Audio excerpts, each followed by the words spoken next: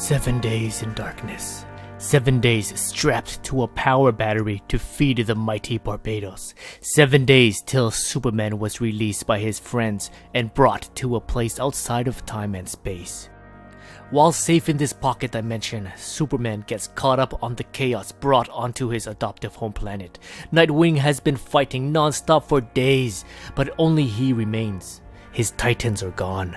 Cyborg has been MIA ever since he returned to the Watchtower. The Dark Knight they call the Murder Machine has infected Detroit with nano-Alfreds. The one they call Batman the Red Death created a Speed Force storm in Central City which killed anyone who touches it in seconds. The one they call the Dawnbreaker laid siege to Green Lantern's home of Coast City.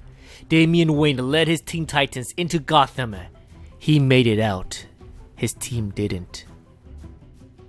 And then there's Green Arrow. He was charged by Batman to protect his son. He nearly failed. But during their escape from Gotham, they discovered that they can hurt these dark abominations. Nth metal is key, but it is rare. Dr. Fate's helmet, Steel's hammer, and Plastic Man's egg contains elements of nth metal. Mr. Terrific detects nth metal vibration within Plastic Man's egg. The man of science deciphered the vibrations to be coordinates. 4 locations. The first is in deep space. Jordan and Terrific will take lead. The second is beneath Atlantis. Aquaman and Deathstroke heads out. The third is at the Rock of Eternity. Dr. Fate and Wonder Woman are now en route. But the fourth location is in the dark multiverse, where Batman is. Superman heard his best friend scream for help. He will break the multiversal membrane and any other obstacle that is in his way to save his friend and bring him back into the light. What's going on, guys? Welcome back to Comic Island. My name is Joey and thank you so much for checking out my review of Dark Knight's Metal issue 3. So I didn't have high expectations for this event until I saw the jaw-dropping image of the evil Batman. I missed out on covering issue 1 and 2, but it isn't too late for issue 3.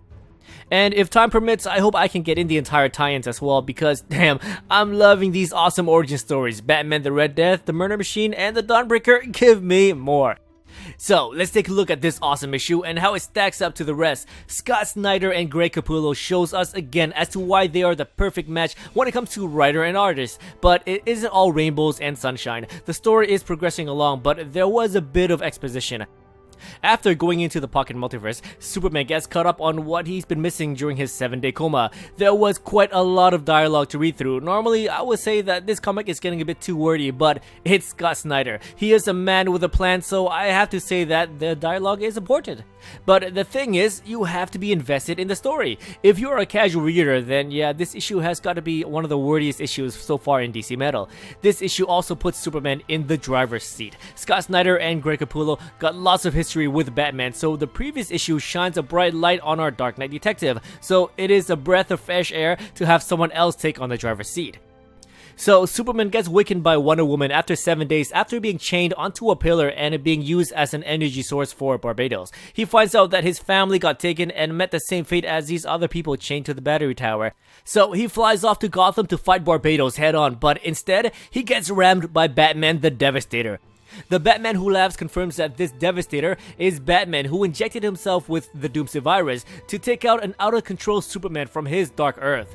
Batman the Devastator doesn't have much memorable dialogue, but that's okay. We get that fixed from our new favorite evil Batman, the Batman Who Laughs. Following their battle, Flash takes Superman to safety. Then, after their meeting in the pocket dimension, Superman heads straight to the fortress and uses Anti-Monitor's antenna and gets himself into the dark multiverse to save his friend. But then it turns out to be a trap set by Barbatos to get Superman into the right spot in the vast dark multiverse. Superman is the real battery that Barbatos needs to set his plan. There is just so much doom and gloom in this issue, and the stakes are over the roof high. Batman and Superman are trapped. Wonder Woman, Aquaman, Green Lantern, along with Nightwing, Dr. Fate, Mr. Terrific, and Damian are the resistance. And let's not forget about Deathstroke. He came out of nowhere, but his Prometheum sword might just be what the heroes need to tip the scales of this war. Speaking about weapons, in the Dark Knight's Metal tie-in, Green Lantern issue 32, we discovered that nth metal can indeed hurt these evil beings from the Dark Multiverse. Damian Wayne got hit, but he forces the arrow through him to kill one of the evil Robins belonging to the Batman Who Laughs. So we now know that nth metal is a weakness for these guys. Too bad it's super rare. This story struggles from every major story event that causes a worldwide catastrophe. We know that the heroes will win. Even the civilians turn into batteries and strange minions will be turned back to normal. The only question is, how will the good guys triumph?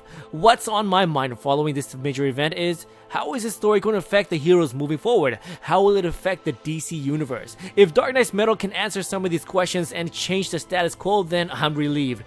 As of right now, the beginning is awesome, and I'm talking about the reveal of Batman hiding the Joker. The middle is super fun, but how will this story end? What do you think? Please let me know in the comments below. Thank you so much for watching, and as always, if you enjoyed this video, please like, subscribe, and I'll see you guys next time in another Comic Island video.